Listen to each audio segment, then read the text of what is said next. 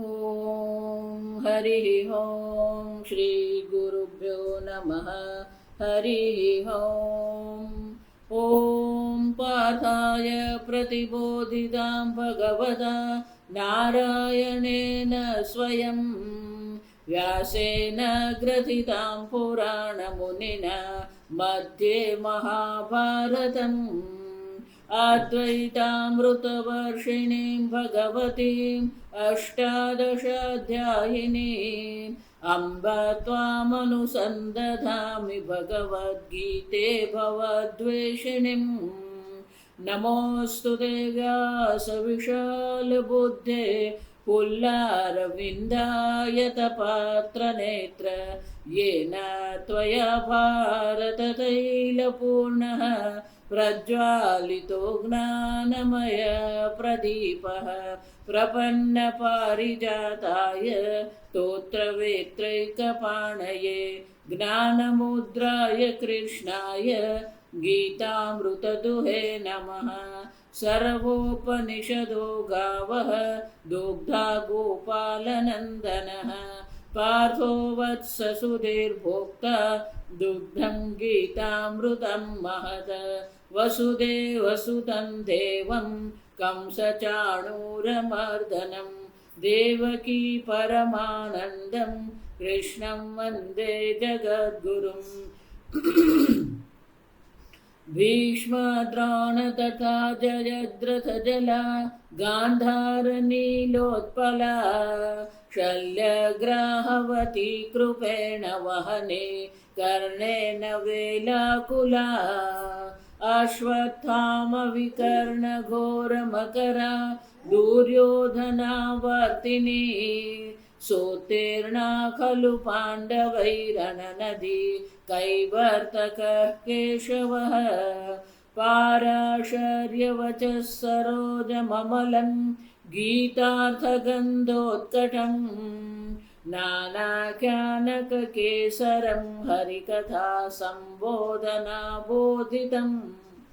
लोके सज्जनषट्पदैरहरः पेपीयमानं मुदा भूयाद्भारतपङ्कजं कलिमलप्रध्वंसिन श्रेयसे मूकं करोति वाचालं पङ्गुं लङ्घयते गिरिं यत्कृपातमहं वन्दे परमानन्दमाधवम्।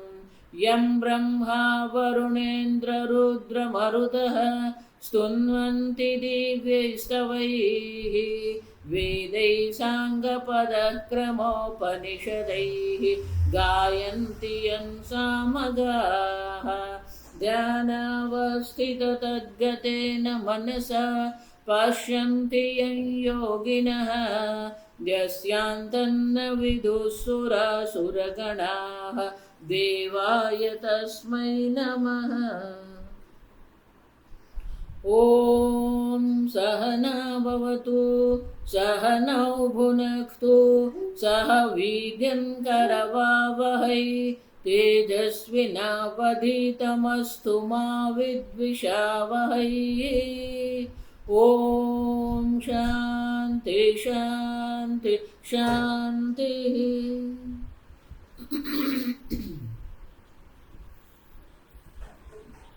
सत्कर्मोऽध्याय श्लोक 19।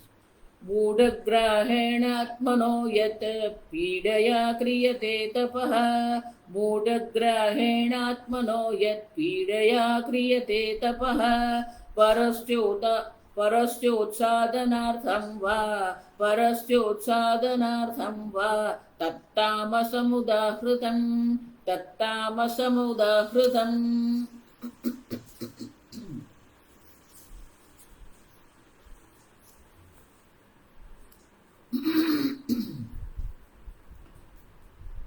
ભગવાને સાત્વિક તપશ્ચર્યા કોને કહેવાય? બે શબ્દોમાં જ કહી દીધું, અફલાકાંક્ષીભિઃ યુક્તૈઃ। રાજસ તપ કીધું સત્કાર માન પૂજાર્થમ, આ લોકમાં પોતાની પ્રસિદ્ધિ માટે, પોતાને માન મેળવવા માટે જે તપશ્ચર્યા કરવામાં આવે. દંભેન ચયત, એને તપશ્ચર્યા દ્વારા ભગવાન સાથે કોઈ સંબંધ નથી, એને અંતઃકરણ શુદ્ધિનો કોઈ સંબંધ નથી. જ્યાં સમજ દેખાડો કરવા માટે એ તપશ્ચર્યા કરે છે. અને એટલા માટે રાજસમ તપમ ચલમ, ચલમ અધ્રુવ છે. તામસિક તપ કોને કહેવામાં આવે? તામસમ તપ જળ. તો ભગવાન કહે છે મૂઢ ગ્રાહેણ, મૂઢ ગ્રાહ એટલે ગ્રાહ એટલે નિશ્ચય, પોતાના અયોગ્ય અવિવેકી નિશ્ચયથી યત પીડયા ક્રિયતે તપઃ, જેમાં પોતાના શરીરને પોતાની ઇન્દ્રિયોને અનેક પ્રકારથી પીડા પહોંચાડવામાં. જો એટલા માટે હું તમને આજકાલ જે બધા લોકો કરે ને પેલા ખીલા પર કરે, પછી એક પગ પર ઉભા રહે ને, આમ પોતાના શરીરને પોતાની ઇન્દ્રિયોને પોતાના મનને પીડા પહોંચાડનાર રાક્ષસો જે પ્રકારથી તપશ્ચર્યા કરતા. શાસ્ત્રમાં લખ્યું છે બીજાની હિંસા નહીં કરીએ, પોતાની હિંસા પણ નહીં કરવી જોઈએ. આપણે પોતાની જ હિંસા કરતા હોઈએ સતત. આપણે પોતાને, આપણે ગુજરાતી ભાષામાં બહુ સરસ કોસવું એવું કહેવાય. આપણે પોતાને જ કોષતા રહીએ. હું આવો છું, આમ છું, આમ છું. જો પોતાને પીડા પહોંચાડીને, પીડા સાથે જો અનેક પ્રકારથી પોતાને પીડા પહોંચાડીને જે અવિવેક નિશ્ચય, અયોગ્ય નિશ્ચય સાથે જે તપશ્ચર્યા કરવામાં આવે, અને એ તપશ્ચર્યા પોતાને પીડા પહોંચાડીને આવી તપશ્ચર્યા, ઘોર તપશ્ચર્યા શા માટે કરવામાં આવે? પરસ્ય ઉત્સાદનાર્થમ, બીજાના વિનાશ માટે. જો રાવણ હોય કે આ બધા રાક્ષસો જે છે, દાનવો જે છે, રક્ત બીજ કહીએ, વક્ત્રાસુર કહીએ, આ બધાએ તપશ્ચર્યા કરી. એમાં એમણે પોતાને શરીરને અનેક પ્રકારથી પીડા પહોંચાડી. શરીર ઈશ્વરે આપેલો પ્રસાદ છે. શરીરને કોઈ પણ પ્રકારે પીડા પહોંચાડવી અયોગ્ય કહેવાય. આગળ આપણે જોઈ ગયા યુક્તાહાર, યોગ્ય આહાર શરીર માટે લેવાનો જ હોય. શંકરાચાર્યજી ત્યાં કહે છે કે વધારે પડતો આહાર લઈશું તો આ શરીરને નુકસાન કરીએ છીએ, ઓછો આહાર લઈએ તો શરીરને પોષણ નહીં મળે. આમ બંને રીતે શરીરની હિંસા છે. ઓછો આહાર લઈને આપણે શરીરની હિંસા જ કરી રહ્યા, વધારે પડતો આહાર લઈને પણ આપણે શરીરની હિંસા જ કરી રહ્યા. આ જે બધા જીમ કરવા વાળા જે છે ને, જીમમાં ગયા મહિનામાં 8 કિલો વજન ઉતારી દીધું. લોકો આ બધા ચલચિત્રના અભિનેતા અને અભિનેત્રીઓને જોઈને બધું જાત જાતનું કરે. ઝીરો ફિગર એને કહેવાય. ઝીરો ફિગર ગમે તેવો ફિગર હોય, આ છોડવાનું જ છે આ શરીર એક દિવસ. પણ એનો અર્થ એવો નથી કે ખાતા જ રહીએ, ખાતા જ રહીએ. જો તપશ્ચર્યા એવી હોવી જોઈએ કે પોતાને પણ અત્યંત પીડા પહોંચાડીએ નહીં આપણે. એટલું જ નહીં, બીજાના વિનાશ માટે. બધા રાક્ષસોએ શાના માટે કરી? દેવતાઓને પરાજિત કરવા માટે. પરસ્ય ઉત્સાદનાર્થમ વિનાશાર્થમ વા તત્તામસમ તપ ઉદાહૃતમ. ભગવાન કહે છે બીજાનો વિનાશનો વિચાર કરીને જે તપશ્ચર્યા કરવામાં આવે, આ બધી તપશ્ચર્યા જે છે કેવી છે? જો આગળ ભગવાન કહી ગયા શારીરિકમ તપ, શારીરમ તપ, વાંગમયમ તપ, માનસમ તપ. તો ત્રણે પ્રકારથી અહીંયા જોવાનું છે. વાણીની દ્રષ્ટિએ પણ તામસિક તપશ્ચર્યા હોઈ શકે, માનસ દ્રષ્ટિએ પણ તામસિક તપશ્ચર્યા હોઈ શકે. જો આ સમજો કે મૂઢગ્રાહેણ અવિવેક છે, એનો નિશ્ચય જ ખોટો છે. સ્વામીજી એટલે બહુ સરસ કહેતા, અવિચારી જે છે ને એના કરતા વધારે ખતરનાક કોણ છે? પેલો કુવિચારી છે, પેલો ઊંધું જ વિચારતો હોય. જાસમ સ્વામીજી કે અવિચારી હોય ને એને આપણે વિચાર કરતા કરી શકીએ, પણ પેલો ઊંધું જ વિચારતો હોય, અયોગ્ય જ વિચાર કરવા વાળો હોય, અને એને તો પોતાના નિશ્ચય યોગ્ય જ નાખતા હોય. એને બદલવું અત્યંત કઠિન છે, કારણ કે એમ જ મને હું જે વિચાર કરું એ બરાબર જ છે. એટલે પોતાના વિચારને પોતાના નિશ્ચયને પકડીને જ બેઠો. મૂઢ ગ્રાહેણ યોગ્ય વિચાર પૂર્વક જે આપણે કરીએ એને બદલે શું છે? અયોગ્ય અવિવેક નિશ્ચય. એને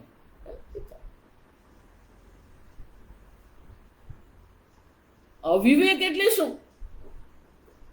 જે કરવા યોગ્ય છે એ કરતો નથી, અને જે કરવા યોગ્ય નથી એ બધું જ કરવા તૈયાર છે. જો રાવણ ભલે બ્રાહ્મણ હતો, સામવેદી હતો, સંપૂર્ણ સામવેદ કંઠસ્થ હતો, રોજ સવારે સામવેદનો પાઠ કરે, રોજ સવારે પાર્થિવ લિંગની પૂજા કરે. મૂઢગ્રાહેણ આત્મનઃ, પણ એનો વિવેક કેવો હતો? અવિવેક નિશ્ચય હતો. જો એટલે જ કહું, બાહ્ય જગત પર તમે એટલું બધું મહત્વ નહીં આપો.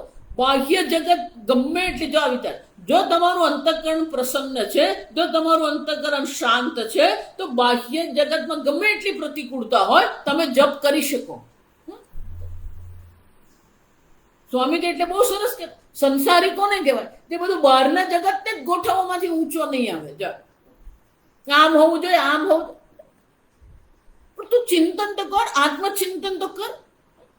આપણે આત્મચિંતન કરીએ છીએ કે નહીં? આપણું મન પ્રસન્ન છે કે નહીં? મન પ્રસાદ સૌમ્યત્વમ જોઈ ગયા આપણે. માનસમ તપ પહેલા પેલું રમકડું આવતું, એક ઢીંગલી એક આવતી. એ ઢીંગલી અંદરથી પોલી હોય અને નીચે પેલું એક લોખંડનો ટુકડો મૂકેલો હોય ગોળ. એટલે આમ ઢીંગલીને આપણે ધક્કો મારીએ ને તો આમ અંદરથી પોલી ધક્કો મારે એટલે આમ નમે. નમે પણ પેલું લોખંડ હોય એટલે શું થાય? એમની પાછી ઊભી થાય. પણ પેલું આમથી આમ કરવામાં શું થાય? પેલું એનું એક્શન રિએક્શન થાય એટલે શું કરે? આમ ડોલે. જો આ વિચાર, એટલે આપણે એકવાર એને ધક્કો મારીએ પછી એ શું થતી રહે? આમ ડોલતી રહે. પણ ડોલતા ડોલતા છેવટે શું થઈ જાય? એ સ્થિર થઈ જાય. કેમ સ્થિર થઈ ગઈ? કારણ કે પેલું નીચે લોખંડનો ટુકડો છે. એમ આપણા જીવનમાં પ્રતિકૂળતાઓ આવે, પ્રતિકૂળતાને કારણે આપણું મન ક્યારેક ડોલી જાય, પણ જો આપણો વિવેક યોગ્ય છે, આપણા વિચાર યોગ્ય છે, તો પાછા આપણે તત્કાળ સ્થિર થઈ શકીએ. પ્રતિક જેમ પેલો આપણે ધક્કો મારીએ ને આઘાત કહેવાય. જો સમજ, પેલો આઘાત પડ્યો, આઘાત લાગ્યો એટલે શું થવાનું? એ ડોલવાની જ છે. એમ જીવનમાં આઘાત લાગે, આપણે ડોલી પણ ઉઠીએ, આપણું મન થોડો વખત માટે વિક્ષિપ્ત થઈ જાય, પણ ફરીથી પાછા આપણે પોતાને સંભાળી લઈએ. જો પણ જયારે આપણો નિશ્ચય જ અયોગ્ય છે, અયોગ્ય નિશ્ચય હોય, આપણો વિચાર જ અયોગ્ય છે, પછી ગમે એટલો ઘોર તપશ્ચર્યા તમે કરો, તો જોવા જેવું એવું છે કે આ બધા રાક્ષસો, દાનવો, દૈત્ય, આ બધા જ ઘોર તપસ્યા, તામસમ તપ કરવા વાળા જેટલા છે, એ બધા ક્યાં તો પેલા બ્રહ્માજીને અને ક્યાં તો શંકર ભગવાનની તપશ્ચર્યા કરે. એમને ખબર છે આ શંકર ભગવાન કે આશુતોષ, આશુ એટલે તત્કાળ પ્રસન્ન થઈ જાય. અને પછી એ પોતે જ એવી મુશ્કેલીમાં મુકાઈ જાય. જો આ વિચાર, પેલું ભસ્માસુરમાં થયું ને, પણ પણ ભસ્માસુર ભગવાનને પ્રસન્ન કરે. ભગવાન કે બોલ, કે ભગવાન જેના માથા પર હાથ મૂકું ને એને તરત ભસ્મ થઈ જાય. ભગવાન હા પાડી દીધી. જાસુ જો એટલા માટે ભોલાનાથ કહેવાય. હા પાડી દીધી. હા પાડી દીધી, બીજું તો કોઈ ત્યાં હતું નહીં. એટલે કે હવે તમારા માથા પર હાથ મૂકો તો તમે કીધું એ સાચું છે ખોટું મને કેમ ખબર પડે? તમે તો હા પાડી દીધી. એટલે કે તમારા માથા પર હાથ મૂકો. ભગવાન ભાગ્યા છે, સમજો. ભગવાન પેલા વિષ્ણુ ભગવાન પાસે ગયા. વિષ્ણુ ભગવાન કે કઈ નહીં, તમે શાંતિથી બેસો, હું પતાવું.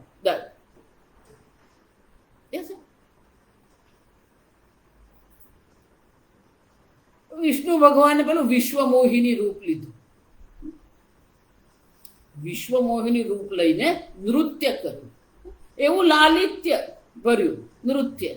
પેલો જોઈને એવો આકર્ષિત થઈ ગયો ને પેલો શંકર ભગવાન તો ભૂલી જ ગયો. જો પેલું વરદાન છે ને, વરદાન ભસ્મ કરવાનું વરદાન આપ્યું, એ વરદાન યોગ્ય છે કે નહીં, સાચું છે કે નહીં, એ બધું ભૂલી ગયો.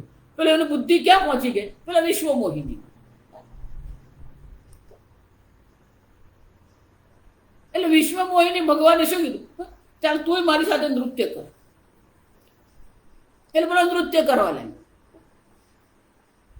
વિશ્વ મોહિને કીધું જે રીતે હું નૃત્ય કરું ને એવું તારે નૃત્ય કરવાનું. નૃત્ય કરતા કરતા ભગવાન એમ પેલો માથા પર હાથ મૂક્યો. એને પણ શું કર્યું? પણ માથા પર હાથ મૂકી દીધો. પતી ગયું.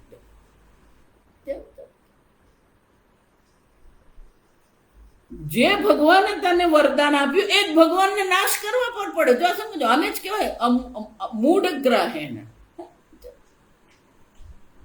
આ ભગવાન છે, આ ભગવાને મને વરદાન આપ્યું, કોઈ ઉપકાર જેવી ભાવના જ નહીં મળે. કોઈ ઉપકાર જેવું નહીં. અવિવેક કર. ભગવાન પ્રત્યે કોઈક માન સન્માન હોય, ભગવાન માટે ઉપકારની ભાવના હોય, કશું જ નહીં. પર ઉત્સાદનાર્થમ, બીજાનો નાશ હું કેમ કરું? જો આ બધા રક્ત બીજ અને વક્ત, આ બધા જાત જાતના અસુરો. આ સમજ જો. એટલે કહું, પાશ્ચાત્ય સંસ્કૃતિ ને આપણી સંસ્કૃતિમાં બહુ મોટો ફરક છે.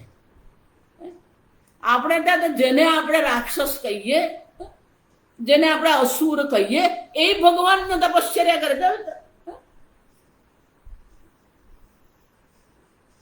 એટલે પરદેશના લોકોને સમજ નહીં પડે કે તમે જેને રાક્ષસ કહો છો એ રાક્ષસ તપશ્ચર્યા કરે અને પછી તપશ્ચર્યામાં ભગવાનને પ્રસન્ન કરે અને ભગવાન પ્રસન્ન થાય ખરા અને ભગવાન વરદાન આપે પણ ખરા.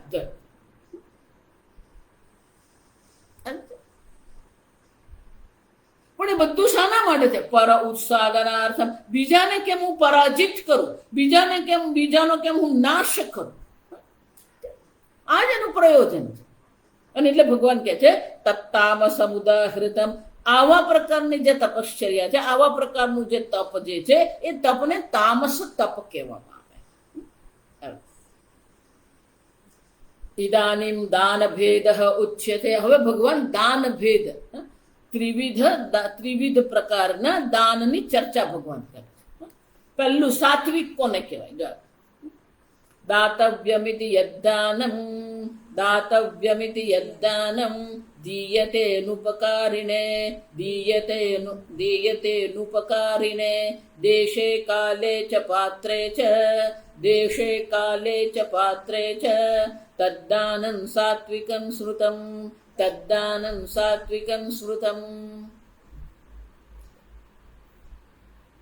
દાતવ્યમ ઇતિ યદ્દાનમ દીયતે અનુપકારિણે દાતમ યતિ એવં મનઃ કૃત્વા.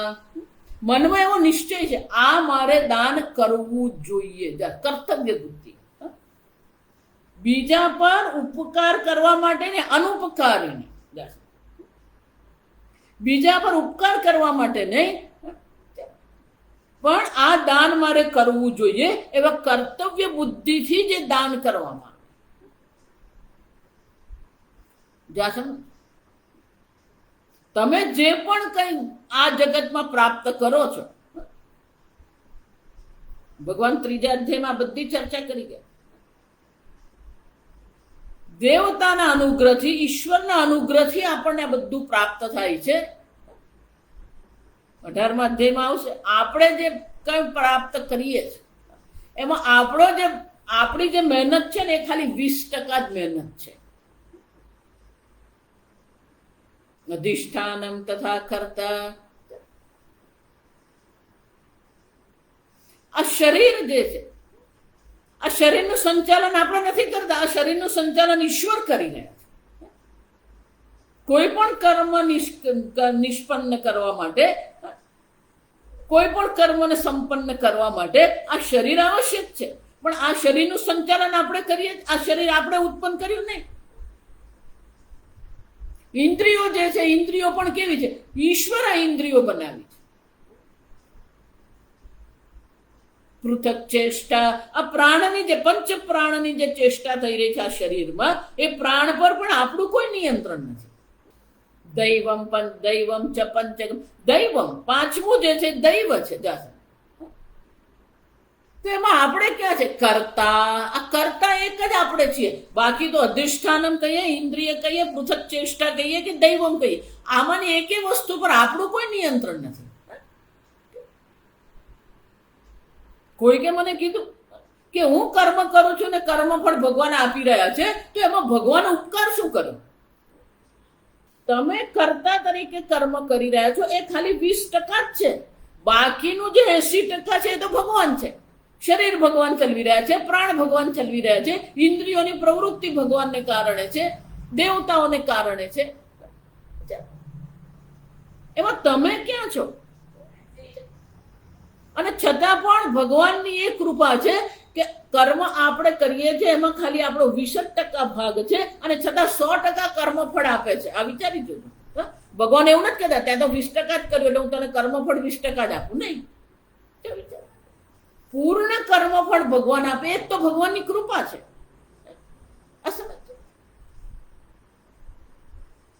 તો આ જગતમાંથી આપણે જે કંઈ પ્રાપ્ત કરી રહ્યા છે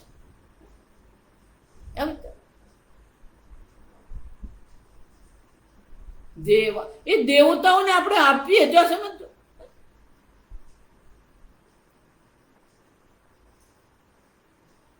તો દેવતા તૈહિ અદત્તાનેભ્યઃ યે પચંતિ આત્મક. બીજા દેવતાઓને આપ્યા વગર જ પોતાને માટે જે બધું કરી રહ્યો છે. સ્તેન એવ સહ. ભગવાન તો ભગવાન શબ્દ પછી વાપરે ને એ પછી કોઈની શરમ નહીં રાખે. આ સમજો, ચોર છે. જો કેમ કે તમે બીજાની કૃપાથી આ બધું પ્રાપ્ત કર્યું છે, અને છતાં પણ તમે બધું જ સ્વાહા કરવાની વાત કરો.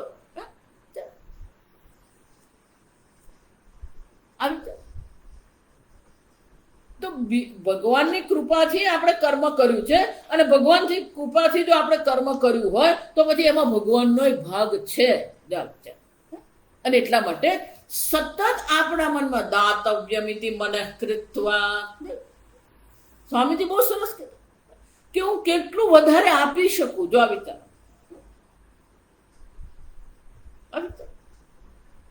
ઇષ્ટાન ભોગાન હિ દેવાઃ દાસ્યન્તે યજ્ઞ ભાવિતાઃ તૈહિ અદત્તાનેભ્યઃ યો ભુંક્તેસ્તેન એવ સહ. એ દેવતાઓને આપ્યા વિના જ આપણે બધું જ ભોગવવાનો પ્રયત્ન કરીએ છીએ. તો દાન કરવું એ મનુષ્યનું કર્તવ્ય. જો આ સમજ, કોઈ આમાં તમને કોઈ પ્રકારે એમ નહીં માનતા કે દાન વિકલ્પ છે. નહીં, દાન તમારું જીવન છે. દાતવ્યમિતિ યદ્દાન. પણ એનો અર્થ એવો નથી ખાલી ધન જ હોય. સેવા કરવી, ધન કોઈને આપવું, અન્નદાન કરવું, વસ્ત્રદાન કરવું, વિદ્યાદાન કરવું, જો અનેક પ્રકારથી દાન છે. કોઈ બાળક ખૂબ જ તેજસ્વી છે, પણ માતા પિતા પાસે એટલી કોઈ એવી કોઈ આર્થિક પરિસ્થિતિ નથી, તો આપણે એ બાળકને ભણાવીએ, આપણે દાન છે. જો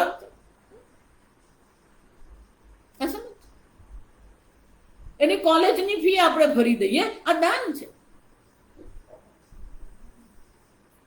આ સમજ. માત્ર ધન નથી. દાતવ્યમિતિ કર્તવ્ય છે. દાન કરવું એ દરેક મનુષ્યનું કર્તવ્ય છે. કોઈ એવું કહીને છટકી નહીં શકે મારી પાસે પૈસા જ નથી, હું શું કરું? નહીં.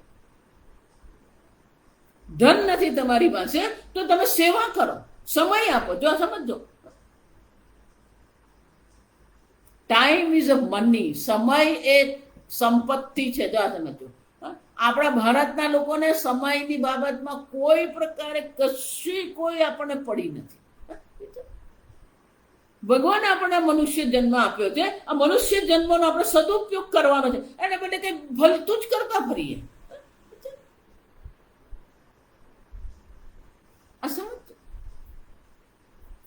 ભગવાને આપણને આ મનુષ્ય શરીર આપ્યું છે અને મનુષ્ય શરીરનું પ્રયોજન શું છે? અર્જુન ભગવાનને કહે છે કાર્પણ્ય દોષ. ભગવાન તમારી વાત સાચી છે, મારા હૃદયમાં દુર્બળતા છે, મારા બુદ્ધિમાં કૃપણતા છે, કંજુસાઈ છે.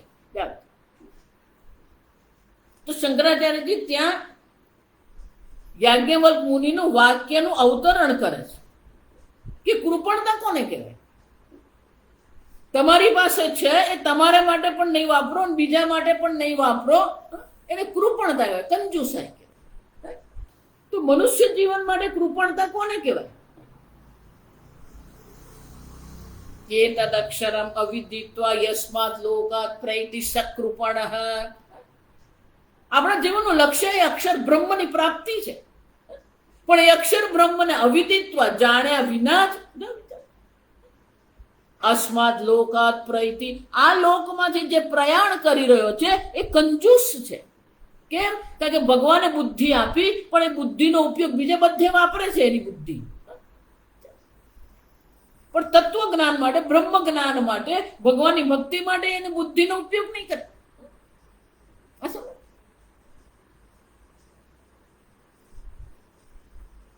એતદ અક્ષર અવિદિત્વા. કેનોપનિષદ પણ શું કહે છે? ઇહ ચ વેદિત અથ સત્યમ અસ્તિ. આ મનુષ્ય શરીરમાં અવેદ, જેણે આ તત્વને જાણ્યા, બ્રહ્મ તત્વને જેણે જાણી લીધું છે એનું કલ્યાણ થઈ જાય. નચેત ઇહ અવેદિત, જેણે આ જાણી લીધું નથી, મહતી વિનષ્ટિ, મહાન વિનાશને પ્રાપ્ત કરી રહ્યો.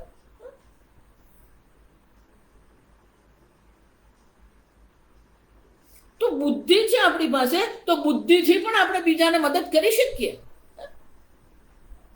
જો હમણાં જ પેલા પેપરમાં આવ્યું કે એક ઇન્સ્પેક્ટર,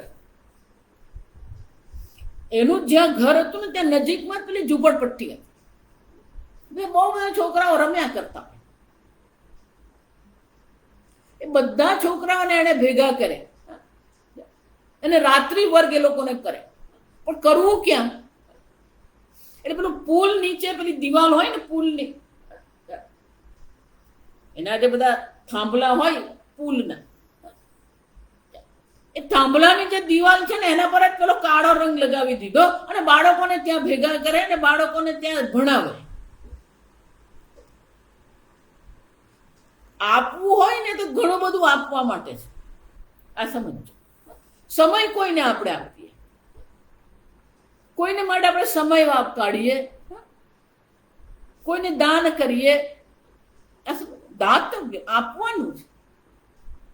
શાસ્ત્રમાં તો એટલું જ લખ્યું છે કે જેટલું તમે અહીંયા આપો છો ને એ જ તમારી સાથે આવવાનું છે, બાકીનું બધું અહીંયા જ રહી જવાનું છે. આ સમજો, કઈ લઈને નથી જવાના અહીંયા.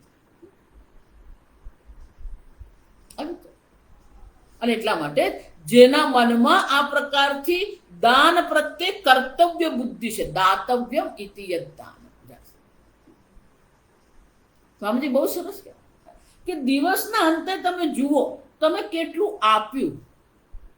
પણ આપણે તો દિવસના અંતે શું ગણીએ? મને કેટલું મળ્યું ને આજે કેટલું ભોગવ્યું. ઊંધી જ બુદ્ધિ ચાલ્યા.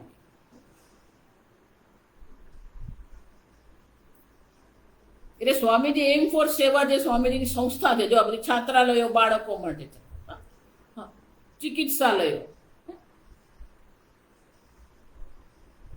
એ સ્વામીજી બહુ સરસ કે શેરિંગ એન્ડ કેરિંગ. જો શેરિંગ આપણી પાસે જે છે કઈ આપણે વેચીએ, આપીએ.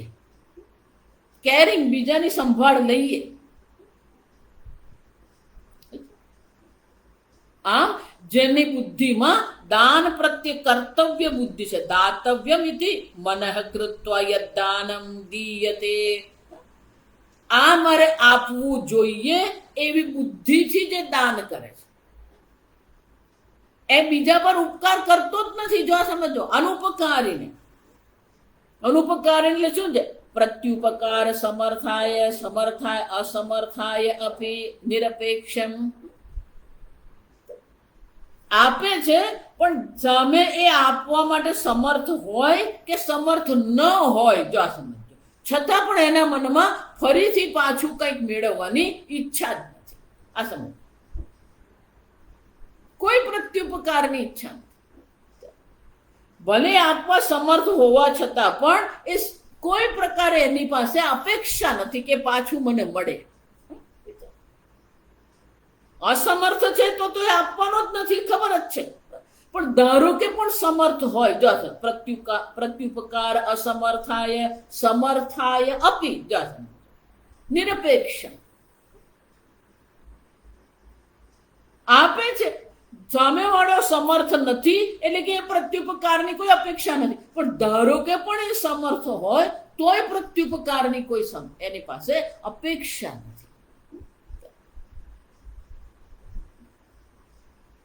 આપણી ગુજરાતી ભાષામાં એટલે કે આપીને ભૂલી જવું.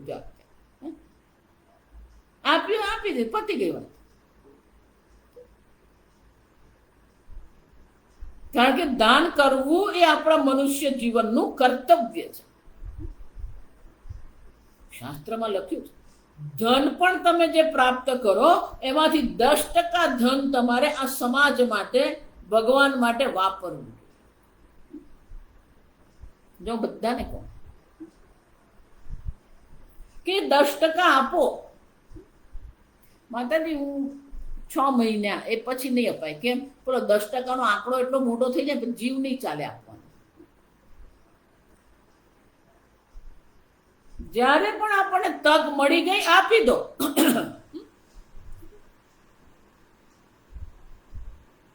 ગણતરી કરવાની જ નહીં. આપણને તક મળી એટલે આપી જ દેવાનું.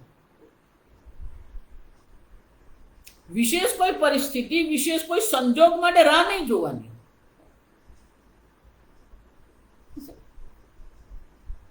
ભેગું કરવા જઈએ ને તો પછી એટલો આંકડો એવો મોટો થઈ જાય પછી જીવ નહીં ચાલે આપવાનો. થોડું થોડું આપતા રહેવા. દાતવ્યમિથી ગઈકાલે કીધું, એટલે બ્રાહ્મણને પણ આપવાનું જ છે. આપણે આપણું કર્તવ્ય. બ્રાહ્મણને આપવું એ આપણું કર્તવ્ય છે. વિદ્યાર્થીઓને ભણાવવું આપણું કર્તવ્ય છે. જેમની પાસે ધન, વસ્ત્ર, વિદ્યાનું સામર્થ્ય નથી તો આપણે આપીએ. આપણે જોઈ ગયા 16મા અધ્યાયમાં દાનમ યથાશક્તિ સંવિભાગ. એક બીજું વસ્તુ યાદ રાખ, તમે જે દાન કરો ને એમાં એ એકડા કે પાંચડાની પાછળ કેટલા શૂન્ય છે ને એનું કોઈ મહત્વ નથી. આ સમજો. પણ તમારી પાસે જે છે એમાંથી કેટલા ટકા તમે આપો ને એ મહત્વ. ત્યાં બધી બહુ સરસ કહેવાય કે ભગવાનને આપણે ઉલ્લુ નહીં બનાવી શકીએ.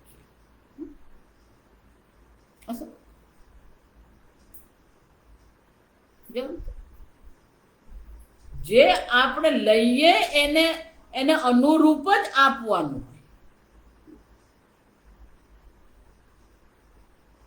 જો આ સુદામાની કથા, આપણને પેલી કથા સાંભળવામાં બહુ મજા આવે, પણ એની પાછળનો ઉદ્દેશ શું છે? પેલી સુદામાની પત્ની કહેતી રહે, જાઓ ને આ તમારો મિત્ર છે, આ તમારો મિત્ર સુવર્ણ નગરીના રાજા છે, દ્વારકાધીશ છે.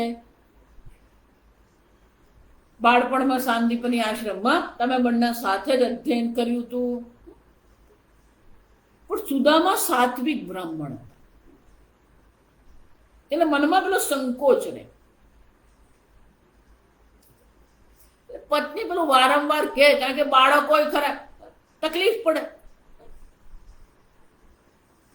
એટલે એક દિવસ સુદામાએ નક્કી કર્યું કે ચાલો બહુ કહે છે ને તો એકવાર હું મળી આવું. જો સમજ, એના મનમાં માગવાની તો બુદ્ધિ આવી જ નથી. જો સમજ, મળી આવું, મારા મિત્રને મળવા. પણ નિયમ છે, રક્ત પાણી ન પશ્યેત રાજાનમ ગુરુમ દૈવમ. દેવતાઓ પાસે જઈએ, રાજા પાસે જઈએ, ગુરુ પાસે જઈએ, ખાલી હાથે જવાય નહીં. એટલે પત્નીને કીધું કે કંઈક આપો, ખાલી હાથે તો કેમ જાઓ. પત્ની બ્રાહ્મણ પત્ની, જો સમજ. એટલે એ દિવસે કશું હતું નહીં. એટલે બાજુમાંથી પેલા થોડાક પૌવા, એક પોટલી પેલા પૌવા લઈ આવ્યા. પૌવા આપ્યા એટલે પોતાના વસ્ત્રમાંની પોટલી બનાવી નીકળી ગયા. સુવર્ણ દ્વારકા નગરી જોઈને એટલા આશ્ચર્યચકિત થઈ ગયા સુધા. શું બોલવું, શું કરવું તે સમજ જ નહીં પડે. ગરીબ દરિદ્ર બ્રાહ્મણ. એટલે પેલો દ્વારપાળ જે હતો ને એને રોકી દીધો. એમને એમ હતું કે કૃષ્ણ તમારો મિત્ર છે એટલે હું તો જઈ શકું દ્વારકા. એમને ખબર નહીં કે આ બધા દ્વારપાળો ત્યાં ઉભા હશે ને અટકાવશે. એટલે બધા દ્વારપાળે ના પાડી દીધું. એટલે કે હું તો કૃષ્ણનો મિત્ર છું, હું જાણ. અને કૃષ્ણ અને અમે બે જણા સાથે જ શાંતિપુરી આશ્રમમાં ભણ્યા હતા. અને હું તો ખાલી મળવા આવ્યો છું, મને મળી લેવા દો જરા. દ્વારપાળ કે પણ કેવી રીતે હું માનું કે તમે સાથે ભણ્યા. એટલે ખટપટ થઈ. ખટપટ થઈ ને પણ ભગવાનને ત્યાં અંદર ખબર પડી કે દ્વાર પર કંઈક ખટપટ ચાલે છે. ભગવાન ત્યાં ગયા. ભગવાને જોયું કે આ તો સુદામા છે. દોડીને ગયા અને સુદામાને ભેટી પડે. એટલે દ્વારપાળ ને રૂકમિણી બધા જોયા જ કરે. આ દરિદ્ર બ્રાહ્મણ અને ચાલીને આવ્યા ને પેલો પરસેવો થયો હોય, કેટલી શરીર પર ધૂળ હોય. ભગવાન એટલા પ્રેમથી ભેટી પડે, બધા જોયા કરે. કોઈથી બોલાય નહીં. કે ભગવાન લઈ ગયા ને પોતાના આસન પર બેસાડી દીધા. આ બધું જોયું ને, અંદર ગયા ને પછી આ બધો રાજ મહેલ જોઈને એમને તો એટલા આશ્ચર્યચકિત થઈ ગયા. તો એમને એમ સંકોચ થઈ ગયો કે આ મારી પૌવાની પોટલી તો કઈ નહીં કહેવાય એની સામે. એટલે પેલા એમ સંતાડી દીધું. ભગવાને જોયું કે થાકીને આવ્યા છે. ભગવાન પણ ક્ષત્રિય છે. અવતાર કાળમાં ક્ષત્રિય અવતાર. સુદામા બ્રાહ્મણ છે. તો રાજાને કર્તવ્ય છે કે બ્રાહ્મણની પૂજા કરે. એટલે તત્કાળ જ એમને સ્નાન કરાવ્યું. સ્નાન કરાવીને પોતાના વસ્ત્ર આપ્યા, વસ્ત્ર પહેરાવ્યા. રૂકમિણીને કીધું કે મારા મિત્ર છે એના માટે ભોજન બનાવો. ભોજન આપ્યું. કોઈ દિવસ આવું ભોજન જીવનમાં જોયું નહીં. પણ પેલા જ્યાં બેસાડે ને ત્યાં પેલી પોટલી સંતાડી રાખે. ભગવાનને ખબર કે કઈ ખાલી હાથે તો નહીં જાવે. સુદામા ક્યારેય ખાલી હાથે નહીં. ભગવાનને ખબર. એટલે ભગવાને પૂછ્યું ખરું શું લાવે. પણ સંકોચ થાય એટલે કે ના કશું નથી લાવે. તમે આમ સુદામાની બુદ્ધિમાં પણ શું હતું? દાતવ્યમિતિ. જો વિચાર, કૃષ્ણ મિત્ર પાસે જાઉં છું, રાજા પાસે જાઉં છું, એ ભગવાન છે તો એમને મારે આપવું જોઈએ. દાતવ્યમિતિ. આમ આપવું એ કર્તવ્ય છે. કર્તવ્ય બુદ્ધિથી લઈને ગયા. ભગવાને પણ જે કર્યું શું છે? બ્રાહ્મણ છે, દાતવ્યમિતિ. સમજાય છે? બ્રાહ્મણે પણ કૃષ્ણ ભગવાને પણ બ્રાહ્મણ છે તો કર્તવ્ય બુદ્ધિથી બધું કર્યું.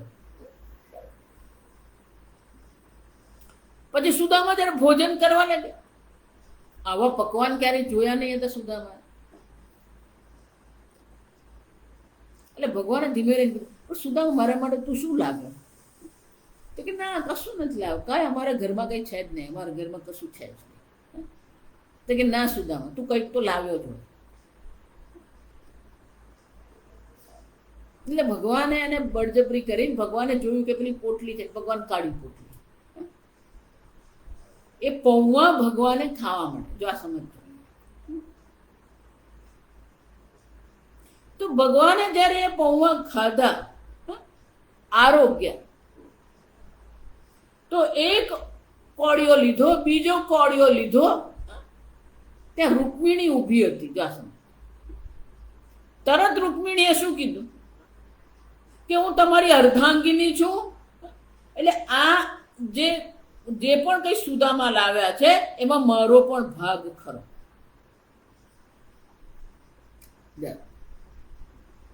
આમ રૂકમિણીએ ભગવાનને અટકાવે. કેમ અટકાવે? કારણ કે સુદામા પાસે પૌવા સિવાય બીજું કઈ જ નહીં હતું. આ વિચાર, એનો અર્થ શું થયો? એણે તો સંપૂર્ણ આપી દીધું. હવે ભગવાન તો બધા પૌવા આરોગ્ય ભગવાન, તો ભગવાને પોતાની બધી સંપત્તિ સુદામાને આપવી પડે. ટકાવારી ચાલે. આ સમજો કેટલા શૂન્ય છે ને એને કઈ કોઈ એનો અર્થ નથી. એટલે રૂકમિણીને ખબર હતી કે જો બધા પૌવા જો ભગવાને આરોગ્ય લીધા તો મારા સહિત બધાએ શું કરવું પડે? પેલા સુદામાનું બની જવું પડે.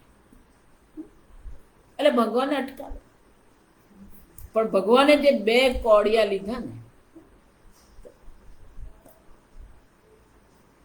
ત્યાં બધું જ પ્રાપ્ત થઈ ગયું સુદામા. કેમ? અહીંયા આપ્યું એટલે ત્યાં મળવાનું. દાતવ્યમિતિ. જબ સુદામાના મનમાં પણ દાતવ્ય બુદ્ધિ હતી, ભગવાનના મનમાં પણ દાતવ્ય બુદ્ધિ. પણ તમે કેટલા ટકા, કેટલા પ્રમાણમાં આપો ને એના પ્રમાણમાં જ તમને મળે. જપમાં પણ એવું જ છે.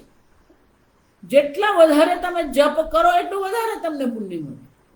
પણ એમાંય આપણે માપીને જ કરતા હોય. એટલે લોકોની સાથે ગપ્પા મારવાનો હોય ને ત્યારે કલાક કાઢી નાખીએ, એમાં કઈ વાંધો નહીં. ના, માળા તો માતાજી 5 જ માળા કરવા. ભગવાનને આપવાનું હોય ને ત્યારે આપણે માપીને જ આપીએ. દાતવ્યમિતિ યદ્દાનમ.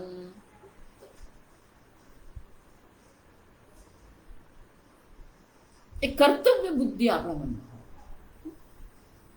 સુદામાને પણ કર્તવ્ય બુદ્ધિ હતી, ભગવાનમાં પણ કર્તવ્ય બુદ્ધિ. દાતવ્ય. જબ બલિરાજાનું પણ એવું જ છે. આ સમજો. ભગવાન વામન અવતાર ધારણ કર્યો, 3 પગલામાં ગયા. અને 3 પગલામાં ભગવાને સંપૂર્ણ સામ્રાજ્ય લઈ લીધું. પણ લીધું એટલે ભગવાને કીધું કે બલિ, તે મને આપ્યું છે તો હવે તું માંગ. તો કે ભગવાન તમારા સિવાય બીજું કઈ દઉં. જો ભગવાને પોતાને આપી દેવું પડ્યું. જો આ સમજો. કેમ? કારણ કે જયારે એની પાસે બધું જ લઈ લીધું તો ભગવાને પણ શું કરવું પડે? પોતાને આપવું જ પડે. તો ભગવાન ત્યાં પાતાળમાં દ્વારપાળ બનીને ઉભા રહ્યા. આ વિચારી. કેમ? કેમ કે એને સર્વસ્વ ભગવાનને અર્પિત કરી દીધું, તો ભગવાને પણ પોતાનું સર્વસ્વ અર્પિત કરવું જ પડે.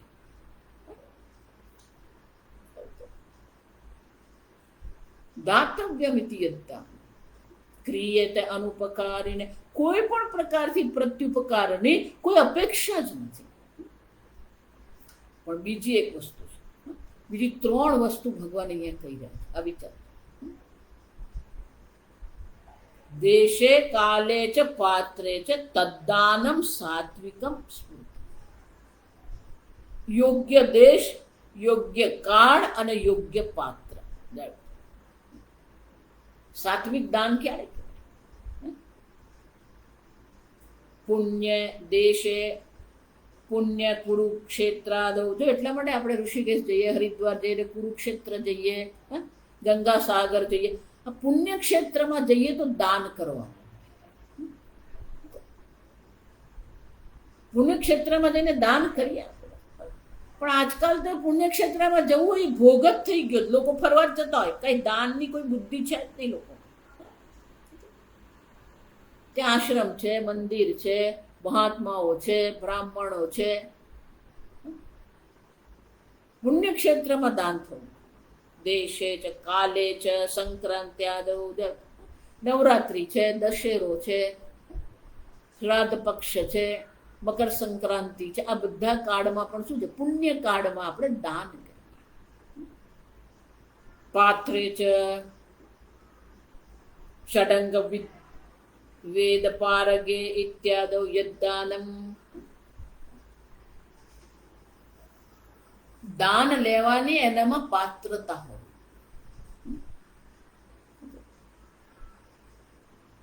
જો એટલે મેં કહ્યું કે બાળક તેજસ્વી છે પણ એના માતા પિતા પાસે એટલું ધન નથી, તો આપણે એને ભણવા માટે દાન આપીએ.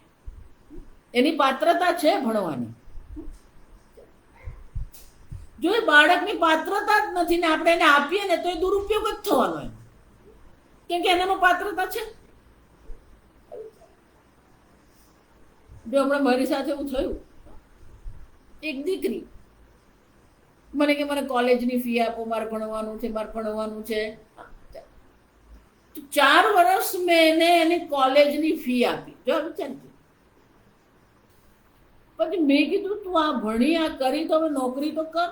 તો કે ના, હું નોકરી નહીં કરું. આપણને એમ છે કે ચાલો ખૂબ તેજસ્વી છે, હોશિયાર છે, તો આપણે આપીએ. પાત્રે છે એટલી યોગ્યતા એનામાં હોવી જોઈએ. પણ એનો અર્થ એવો નથી કે આ પાત્ર નહીં. આપતા આપણું કામ છે દાતવ્ય.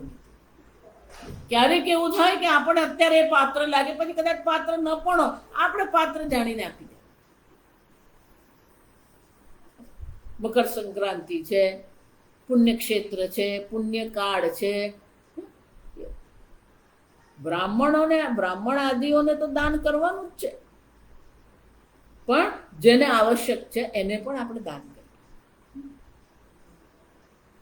દેશે કાલે ચ પાત્રે ચ યદ્દાનમ સાત્વિકમ સ્મૃતમ. આ દાનને શું કહેવાય? સાત્વિક દાન કહેવાય. પણ આમાં મુખ્ય કઈ વસ્તુ છે? આ બે જ છે. દાતવ્યમિતિ અનુપકારિણે છે. મુખ્ય આટલું છે. દાતવ્ય કર્તવ્ય બુદ્ધિ. રોજ જ દાન કરવાનું.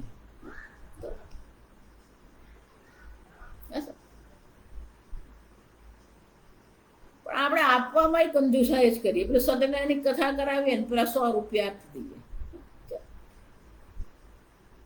સમજ. બ્રાહ્મણો આવીને કામ કરી રહ્યા છે, બ્રાહ્મણને જીવન જીવવાનું છે, તો એને પણ શું યોગ્ય પ્રકારથી આપીએ આપણે. દાતવ્યમિતિ યદ્દાનમ. સ્વામીજી એટલે એવું કે જ્યાં પણ આપણને તક મળે આપી દેવાનું. તક મળી તો આપી દઈએ આપણે. પછી અન્ન હોય, ધન હોય, વસ્ત્ર હોય, આપી.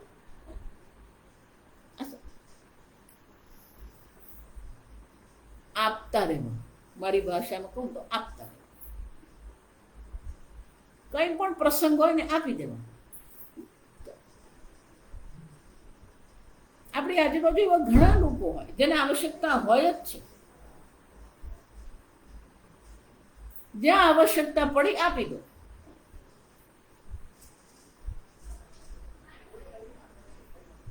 હવે ભગવાન રાજસ દાન. યત્તુ પ્રત્યુપકારાર્થમ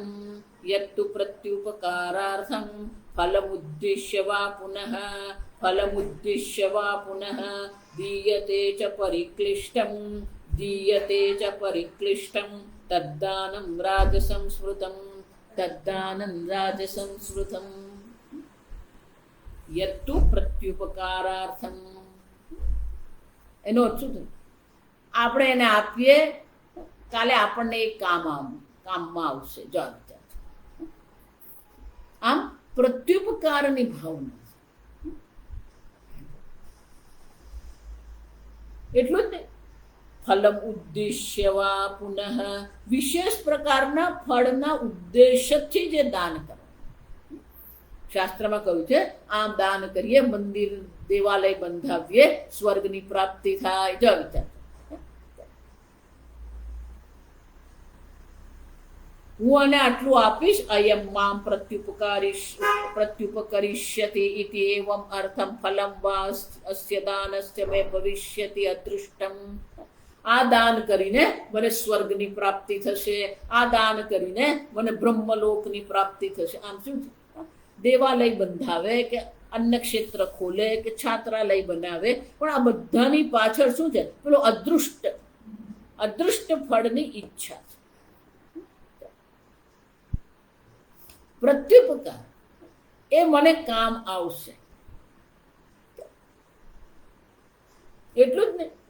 ધીય છે પરિક્લિષ્ટમ, સામજી બહુ સરસ, જે આપવામાં આપણા હૃદયમાં જરા ચચરે જશે. It hertz your hurt. આપવામાં ખચકાટ હોય. ઘણી વાર પેલું આપ્યા પછી આપણે મનમાં એવું વિચારે આ થોડુંક વધારે અપાય.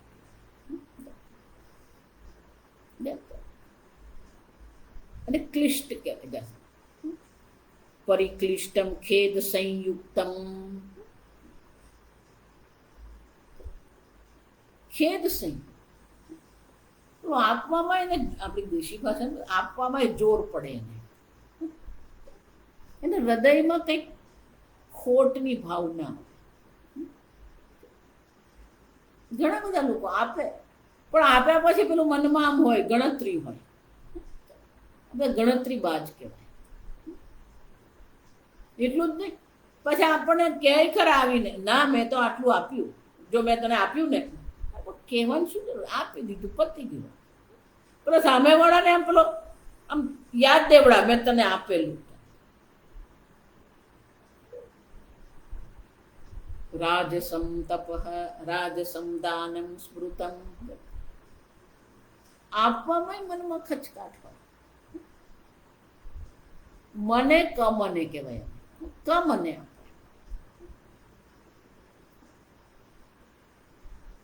ભગવાન આપણને આટલું બધું આપે છે, એમાંથી આપણે થોડું આપીએ, એમાં મનમાં શું ખેદ કરવાનું.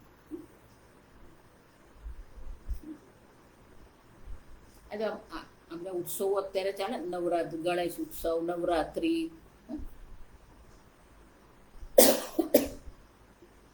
એટલે પેલા એપાર્ટમેન્ટ વાળા હોય, સોસાયટી વાળા હોય, બધા ભેગા થઈને ઉત્સવ કરતા હોય. એટલે ઉત્સવ કરવા માટે ધનની જરૂર પડે, એટલે પછી નક્કી કરે. સોસાયટીનું મંડળ હોય, એપાર્ટમેન્ટનું મંડળ નક્કી કરે કે ભાઈ ઘરે ઘરેથી આટલા રૂપિયા આપણે લેવાના. એમાંય આપવામાં લોકો ખચકાટ કરતા હોય. તમે સોસાયટીમાં રહો છો, તમે એક આ જો સોસાયટી એટલે એક સમાજ બની જાય. પછી એમાં ગણેશ ઉત્સવ કરવાનો હોય એટલે એમાં આપણે દાન આપવાનું છે. હમણાં હું તો એમાં જતો જ નથી, શું કામ આપે. આપણે જે સોસાયટીમાં રહીએ છીએ તો એના નિયમનું પાલન કરીએ આપણે. પછી પેલા બધા દબાણ કરે ને પછી મને આપે. ખેદ સંયુક્તમ. મનમાં એક પ્રકારનો ખચકાટ હોય, કમન હોય,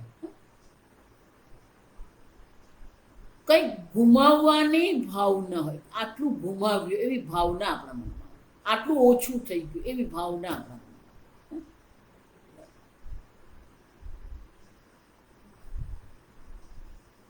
ફલમ ઉદ્દેશ્ય, ફળનો ઉદ્દેશ્ય તો છે, પણ આપવામાં એના મનમાં ખેદ હોય. રાજસમ સ્મૃતમ. આવા પ્રકારનું જે દાન છે એને શું કહેવાય? રાજસમ. છેલ્લે તામસ. અદેશકાલે યદ્દાનમ અપાત્રેભ્યશ્ચ દીયતે અસત્કૃતમ અવજ્ઞાતમ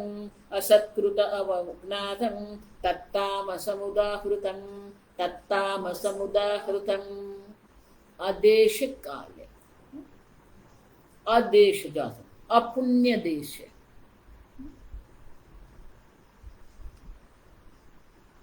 અયોગ્ય કાળ અને અયોગ્ય દેશમાં.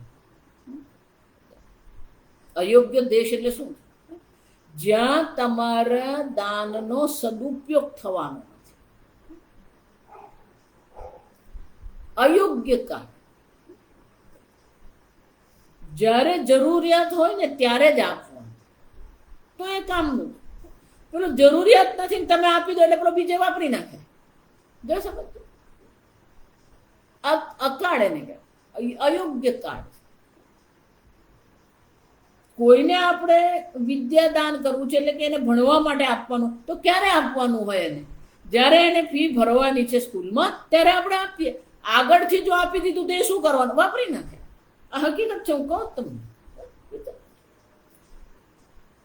સમય પહેલા આપણે જો એને આપી દીધું હોય તો એ ક્યાંક બીજે જ વાપરી આવ્યો. આદેશ કાલે જેમ દેશ એટલે યોગ્ય સ્થાન હોવું જોઈએ જ્યાં એનો દુરુપયોગ ન થાય. વ્યક્તિ દ્વારા એનો, સંસ્થા દ્વારા, વ્યક્તિ દ્વારા એનો દુરુપયોગ ન થવો જોઈએ. પણ એવા સ્થાન પર જઈને દાન આપ્યા, કેમ? પેલું બતાવવા માટે લોકોને મેં દાન આપ્યું. જો હમણાં જ એક ભાઈ સાથે મારે થોડીક દલીલ થઈ ગઈ. મને કે અમે આ જગ્યા પર આટલું દાન આપ્યા. આ તમે જે દાન આપ્યું ને એ બિલકુલ નિરર્થક છે, કે એનાથી નથી પેલાને કોઈ લાભ થયો. તમે આ લોકોને દાન આપીને એ લોકોને તમે આળસુ બનાવી રહ્યા છો, પરતંત્ર બનાવી રહ્યા. તો પછી એ કેવું છે? આદેશ કાલે અપાત્રેભ્યશ્ચ. દાન લેવાની એનામાં કોઈ પાત્રતા છે જ નહીં.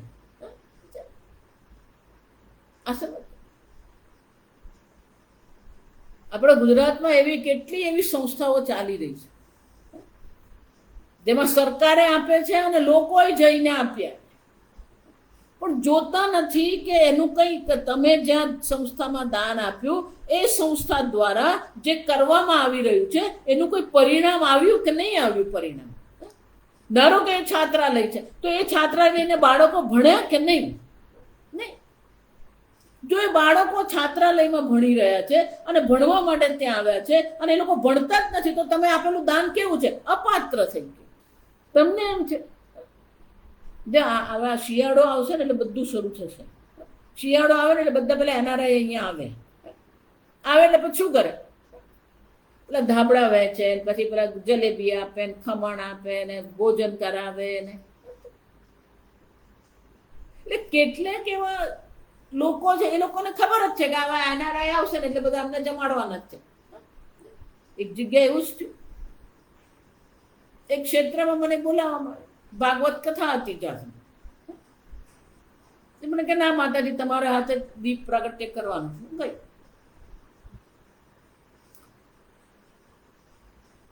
કથા શરૂ થઈ એટલે બહારથી જે બધા લોકો આવ્યા હતા ને, જેને આમંત્રણ આપવામાં આવેલું, એ બધા 20-25 જણા હતા અને આજુબાજુના બીજી 10-15 બહેનો બેઠી હતી. માણસો ને એ 3 કલાક કથા ચાલી, માત્ર 50 લોકો બેઠા. પણ જ્યાં કથા પૂરી થવા આવી ને એટલે બીજા 150 માણસો ત્યાં આવીને ઉભા રહી ગયા. એટલે હું તો જોયા જ કરું, મને તો ખબર નહીં, હું પહેલી વાર આવી રીતે ગઈ. એટલે બધું થઈ ગયું, પછી આરતી થઈને બધાને આરતી આપીને બધું કર્યું, પછી ભોજન. કથાકારને મેં કીધું આ કથામાં તો 50 જ હતા, પણ આટલા બધા આ બધા ક્યાં છે? કે સ્વામીજી અહીંયા એવું જ છે, કથામાં કોઈ બેસે નહીં, પણ આપણે પેલું ભોજન રાખ્યું હોય ને એટલે પેલા ભોજનમાં બધા જ આવે. અપાત્ર. એમાં પેલો એક ભાઈ હતો, થોડોક સારો આમ દેખાતો હતો, એટલે મેં આપણે સહેજ જ વાતો કરીએ. શું કરે તું? આજે તું અહીંયા આવે તો આજે તારે કામ પર નથી જવું? ના રે, આજ તો ખાવાનું મળી ગયું, આજે હું કામ કરવાનું? અપાત્રેભ્યશ્ચ. જેમાં કોઈ પાત્રતા નથી.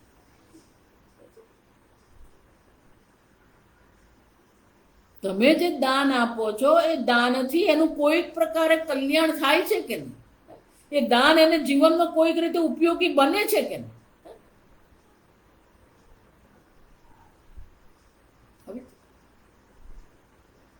આ છાત્રાલયમાં આ શિયાળો હોય ને બધા છાત્રાલયમાં ધાબળા આપવા જાય. ધાબળા એ લોકો વેચી આવે. આ મજાક નથી કરતી, હકીકત તમને.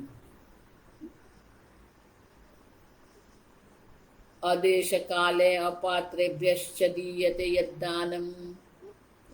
એટલું જ નહીં, અકાલે અદેશે અપુણ્ય દેશે અકાલે પુણ્ય હેતુત્વેન અપ્રખ્યાતે સંક્રાંતાદિ વિશેષ રહિતે. અયોગ્ય દેશમાં છે, અયોગ્ય કાળમાં છે. અપાત્રેભ્યશ્ચ. શંકરાચાર્ય અપાત્ર કોને કહે? શંકરાચાર્ય કહે, હું નથી કહેતી, સમજ. મૂર્ખ તસ્કરાદિભ્ય. મૂર્ખ કોઈ પ્રકારે જે પોતાનું કલ્યાણ ઈચ્છતો જ નથી, આળસુ એક નંબર નથી, મૂર્ખ છે. તમે એને દાન આપો ને એને કઈ પડેલી નહીં. તમે એને ધાબળો આપો ને, તેમ એવું નહીં માનતા કે ધાબળો સાચવી રાખવાનો.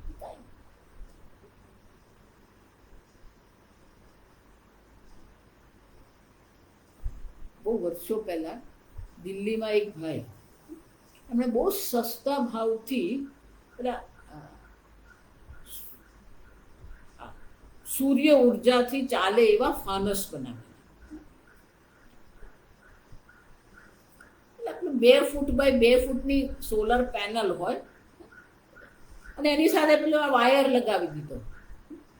એટલે પેલું જે ફાનસ હોય ને એમાં બેટરી રાખી હોય, એટલે પેલું સોલર ને પેલો વાયર બેટરીમાં નાખી દો એટલે પેલી બેટરી ચાર્જ થઈ જાય. પેલા પેનલથી સૂર્ય ઉર્જાથી બેટરી ચાર્જ થઈ જાય.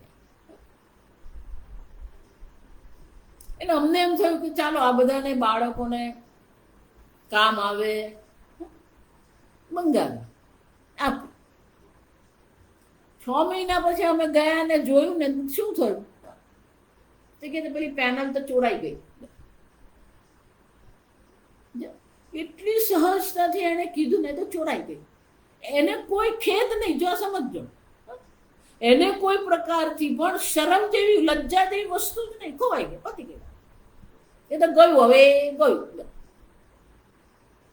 તમે પેલું 5000નું ફાનસ એને આપ્યું કે જેને કારણે એને બાળકો ભણી શકે, એના ઘરમાં થોડું અજવાળું થઈ શકે, પેલી પેનલ ચોરાઈ ગઈ, એના મનમાં કઈ નહીં. અપાત્રેભ્ય એટલે શંકરાચાર્ય શું કહે છે? મૂર્ખ તસ્કરાદિભ્ય દેશાદિ સંપત્તૌ.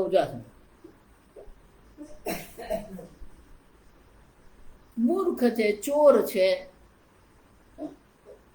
જેને કોઈ પ્રકારે તમે જે આપી રહ્યા છો એને માટેનું એના મનમાં કોઈ પ્રકારથી પણ સન્માન નથી, કોઈ પ્રકારની જવાબદારી છે જ નહીં. ધારો કે પણ આ સમજો, દેશાદિ સંપત્તૌ, ધારો કે પણ યોગ્ય દેશ છે, યોગ્ય કાળ છે, યોગ્ય પાત્ર પણ છે,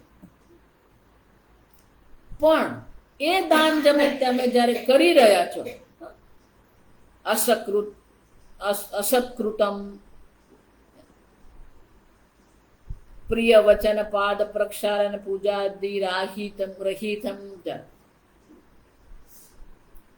આપે ને તો તુચ્છકારની ભાવનાથી આપે, અપમાનિત કરીને આપે, અપ્રિય વચન આપે, યોગ્ય સન્માન સાથે આપવાનું નહીં. જો આ બ્રાહ્મણો સાથે એવું કરવામાં આવે, એવી રીતે એને એટલે તુચ્છકારથી એની સાથે વાત કરવામાં આવે, અને આપતી વખતે પણ એવો ભાવ હોય, કોઈ સન્માનનો ભાવ નહીં. હવે તો આ બ્રાહ્મણોને પેલા તુકાર કરીને જ બોલાવે છો, એ અહીંયા અપ્રિય વચન લે લઈ જાય, અયોગ્ય વ્યવહાર. ભલે પાત્ર છે, દેશ કાળ પાત્ર છે, પણ તમારો વ્યવહાર જે છે અયોગ્ય છે, અપ્રિય વચન.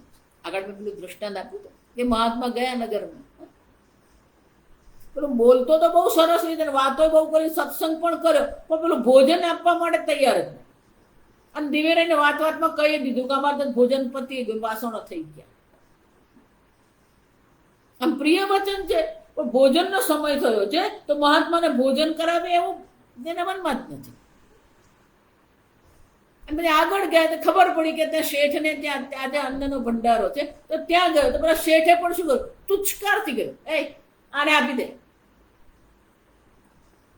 પેલો સન્માન કરતો હતો પણ આપ્યું નહીં, પેલા આપ્યું પણ શું છે, અસન્માન, અપમાન. અને એટલે ભગવાન કહે છે અસત્કૃત, અયોગ્ય વર્તન, કૃત એટલે કર્મ, અયોગ્ય કર્મ, અયોગ્ય વર્તનથી આપણે આપીએ. આપણી વાણી, આપણા દેહને જે આપવાની જે હોય ને એના પરથી પણ આપણને ખબર, એને બોડી લેંગ્વેજ અંગ્રેજી, આપણે દેહના વર્તન પરથી જ ખબર પડે કે આપણે અપમાનિત કરીને આપી રહ્યા. અસકૃત, અવજ્ઞાતમ, પાત્ર પરિભવ યુક્તમ. પાત્ર બ્રાહ્મણ છે પણ એનું અપમાન કરીએ આપણે. યદ્દાનમ તત્તામસમ ઉદાહૃતમ. ભગવાન કહે છે આવા પ્રકારનું અવદેશ, અકાલ, અપાત્રને આપવું પણ તામસિક દાન છે. અને ધારો કે દેશ, કાળ અને પાત્ર સાથે આપવામાં આવે પણ અપમાન કરીને આપવામાં આવે, અપ્રિય વચન બોલીને આપવામાં આવે, તુચ્છકારની ભાવનાથી આપવામાં આવે, તો એ તમારું દાન તામસિક દાન. આમ આ 3 પ્રકારના દાન થયા. હવે આગળ ભગવાન જણાવે છે. ઓમ સ્વસ્તિ પ્રજાભ્યઃ પરિપાલયન્તામ ન્યાયેન માર્ગેણ મહિં મહેશાઃ ગોબ્રાહ્મણેભ્યઃ શુભમસ્તુ નિત્યં લોકા સમસ્તા સુખિનો ભવन्तુ કાલે વર્ષતુ પર્જન્યઃ પૃથ્વી સસ્યશાલિની દેશોऽયં ક્ષોભરહિતઃ બ્રાહ્મણા સन्तુ નિર્ભયાઃ ઓમ સર્વેષાં સ્વસ્તિર્ભવતુ સર્વેષાં શાંતિર્ભવતુ સર્વેષાં પૂર્ણં ભવતુ સર્વેષાં મંગલં ભવતુ સર્વે ભવन्तુ સુખિનઃ સર્વે સन्तુ નિરામયાઃ સર્વે ભદ્રાણિ પશ્યन्तુ મા કશ્ચિદ દુઃખભાગ ભવેत् અસતો મા સદ્ગમય તમસો મા જ્યોતિર્ગમય મૃત્યોર્મા અમૃતંગમય. ઓમ પૂર્ણમદ પૂર્ણમિદં પૂર્ણાત પૂર્ણમુદચ્યતે પૂર્ણસ્ય પૂર્ણમાદાય પૂર્ણમેવાવશિષ્યતે. ઓમ શાંતિ શાંતિ શાંતિ. હરિ ઓમ શ્રી ગુરુભ્યો નમઃ. હરિ ઓમ.